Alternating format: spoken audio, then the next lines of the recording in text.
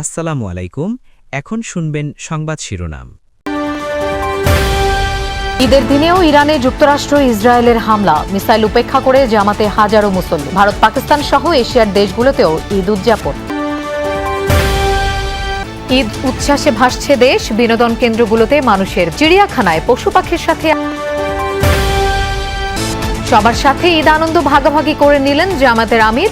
হিংসা বিদ্বেষ ভুলে সবাই মিলে দেশ গড়ার আহ্বান। খুব বছর পর জাতীয় ঈদগাহে রাষ্ট্রপতি প্রধানমন্ত্রীর ঈদের নামাজ আদায়। ধনী গরিব নির্বিশেষে জামাতে শরিক সব শ্রেণীর মানুষ। এতক্ষণ শুনছিলেন সংবাদ শিরোনাম। এখন শুনবেন বিস্তারিত। ঈদের দিনেও ইরানে হামলা চালিয়েছে ইসরায়েল যুক্তরাষ্ট্র। শনিবার ভোরবেলা তেহরান, ইস্পাহান সহ ইরানের বিভিন্ন শহরে বিমান হামলা চালানো হয়। হামলা হয়েছে দেশটির বন্দর আব্বাস বিমান ঘাঁটিতেও। জবাবে দিয়াগো গার্সিয়ায় অবস্থিত যুক্তরাষ্ট্র ও যুক্তরাজ্যের যৌথ ঘাঁটি লক্ষ্য করে মিসাইল ছুড়েছে তেহরানও। এছাড়া তেল আবিব, পশ্চিম তীর ও জেরুজালেম সহ ইসরায়েলের বেশ কয়েকটি স্থানে ভয়াবহ হামলা চালিয়েছে তেহরান। ইরান সহ বিশ্বের অনেক দেশেই শনিবার ধর্মীয় ভাবগাম্ভীর্যের সাথে পালিত হচ্ছে মুসলিমদের সবচেয়ে বড় ধর্মীয় উৎসব ঈদ। শান্তি আর প্রার্থনার এ দিনেও ইরানের মাটিতে হামলা থামায়নি যুক্তরাষ্ট্র ইসরায়েল। দেশটির রাজধানী তেহরানে আগের মতোই অব্যাহত যৌথ বাহিনীর ভয়াবহ যুদ্ধের ২২তম দিনে ইরানের রাজধানী ছাড়াও কারাজ, শাহরাক এ মাহাল্লাতি, শাহরাক এ পারদিস ও শাহের ই রায় এলাকায় হামলা চালিয়েছে ইসরায়েলি বিমান বাহিনী। ক্ষেপণাস্ত্র হামলা হয়েছে ইস্পাহানেও। ইরানে ভয়াবহ হামলা অব্যাহত রেখেছে যুক্তরাষ্ট্র। এরই মধ্যে ইরানের হাজিয়াবাদ শহরে হামলার ভিডিও প্রকাশ করেছে মার্কিন সেন্ট্রাল কমান্ড। ঘটেছে হতাহতের ঘটনাও। তবে সেন্ট্রাল কমান্ডের দাবি শহরটির সামরিক স্থাপনায় যৌথ বাহিনীর হামলার পাল্টা জবাব দিচ্ছে ইরানও। দেশটির বিপ্লবী গার্ড বাহিনী আইআরজিসির দাবি নতুন করে অন্তত ৫৫টি স্থানে হামলা চালিয়েছে তারা। এসব হামলায় মধ্যপ্রাচ্যে অবস্থিত যুক্তরাষ্ট্রের বিভিন্ন স্থাপনা আর ইসরায়েলকে টার্গেট করেছে দেশটি। ইসরায়েলের তেল আবিব দখলকৃত পশ্চিম তীর ও জেরুজালেমে দূরপাল্লার মিসাইল দিয়ে হামলা হয়েছে। পাওয়া গেছে ক্ষয়ক্ষতির খবর। দিয়াগো গার্সিয়া দ্বীপে অবস্থিত যুক্তরাষ্ট্র ও যুক্তরাজ্যের যৌথ সামরিক ঘাঁটিতে ২টি মিসাইল ছুড়ে হামলা করেছে ইরান। উপসাগরীয় দেশগুলোতেও হামলার খবর পাওয়া গেছে। এদিকে ইরানের খার্ক দ্বীপে হামলা হলে সংযুক্ত আরব আমিরাতের রাস আল খাইমার বন্দরনগরকে টার্গেট করার হুমকি দিয়েছে ইরান। দেশটির বিপ্লবী গার্ড বাহিনী আইআরজিসির দাবি নতুন করে অন্তত ৫৫টি স্থানে হামলা চালিয়েছে তারা।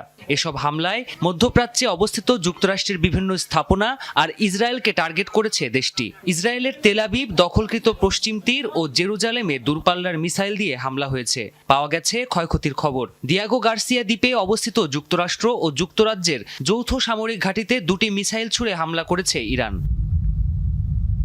উপসাগরীয় দেশগুলোতেও হামলার খবর পাওয়া গেছে। এদিকে ইরানের খার্ক দ্বীপে হামলা হলে সংযুক্ত আরব আমিরাতের রাস আল খাইমার বন্দরনগরকে টার্গেট করার হুমকি দিয়েছে ইরান। ঈদ আনন্দে মাতোয়ারা সারা দেশ। পরিবার পরিজন ও বন্ধু বান্ধব নিয়ে ঘুরে বেড়াচ্ছেন অনেকে।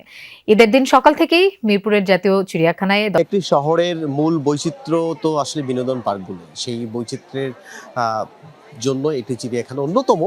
মানুষের স্রোত, আমি যদি সেই দৃশ্য একটু দেখাই, এই যে স্রোতটি এখন দেখা যাচ্ছে সেটি সকাল 10টায় শুরু হয়েছে এবং এখন পর্যন্ত এই যে একই জনস্রোত মিরপুর চিড়িয়াখানামুখী। এই জাতীয় চিড়িয়াখানায় আমরা সকাল থেকে এই দৃশ্য দেখাচ্ছিলাম।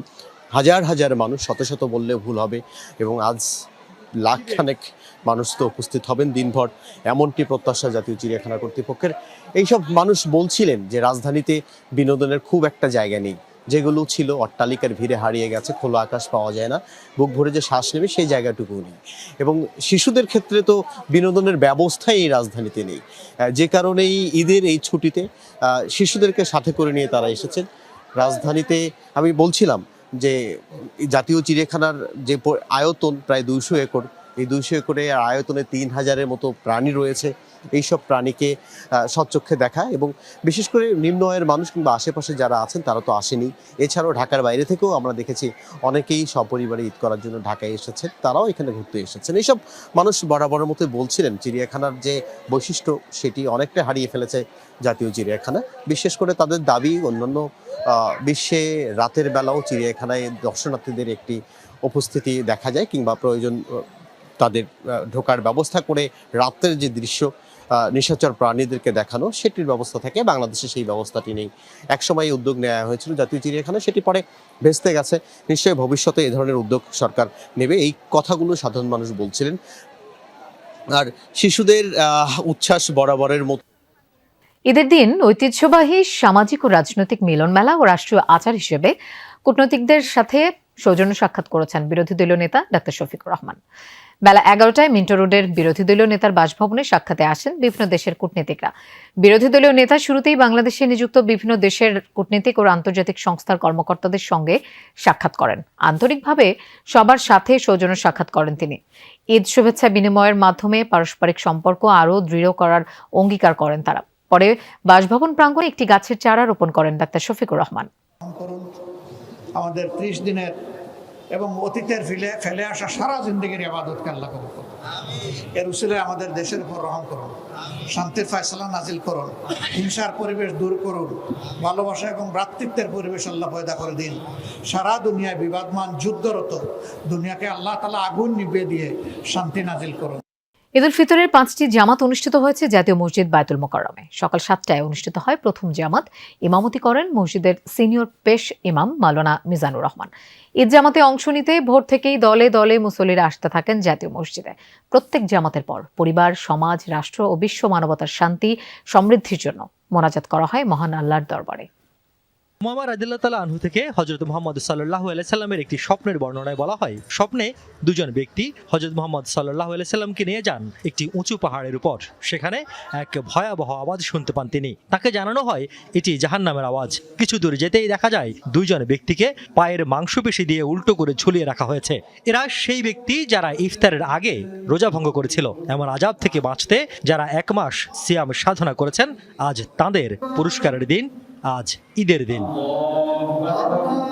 ঈদ উল ফিতরের কূটনীতিক, শিক্ষাবিদ সহ সর্বস্তরের মানুষের সঙ্গে ঈদ শুভেচ্ছা বিনিময় করেছেন প্রধানমন্ত্রী তারেক রহমান। সকাল 10:30টায় রাষ্ট্রীয় অতিথি ভবন যমুনায় এই শুভেচ্ছা বিনিময়ে অংশ নেন তিনি। দেশের সকল শ্রেণী পেশার মানুষকে নিয়ে আগামী ঈদ আরও সুন্দর করার কথা জানান তিনি। বলেন, সবার সহযোগিতা থাকলে জনগণের চাওয়া অনুযায়ী দেশ গঠনের সর্বোচ্চ চেষ্টা করবে সরকার। প্রত্যাশিত দেশ গড়ে তুলতে দেশবাসীর কাছে দোয়া প্রার্থনা করেন প্রধানমন্ত্রী। এ সময় প্রধানমন্ত্রীর সাথে ছিলেন তার সহধর্মিণী ডাক্তার জুবায়দা রহমান। এর আগে সকাল 8:30 থেকে সর্বসাধারণের জন্য যমুনা প্রাঙ্গণের প্রবেশপথ উন্মুক্ত করা হলে সেখানে জনস্রোত তৈরি হয়। সাধারণ মানুষ, দলীয় নেতাকর্মী ও বিভিন্ন শ্রেণী পেশার মানুষ সেখানে জড়ো হন। প্রধানমন্ত্রীকে এক নজর দেখতে বের করেন সাধারণ মানুষ। বিপুল উপস্থিতির কারণে নিরাপত্তা ও শৃঙ্খলা রক্ষায় আইন শৃঙ্খলা রক্ষাকারী বাহিনীকে আজ এই ঈদে বাংলাদেশের মানুষ যতটা নির্বিঘ্নে বা যতটা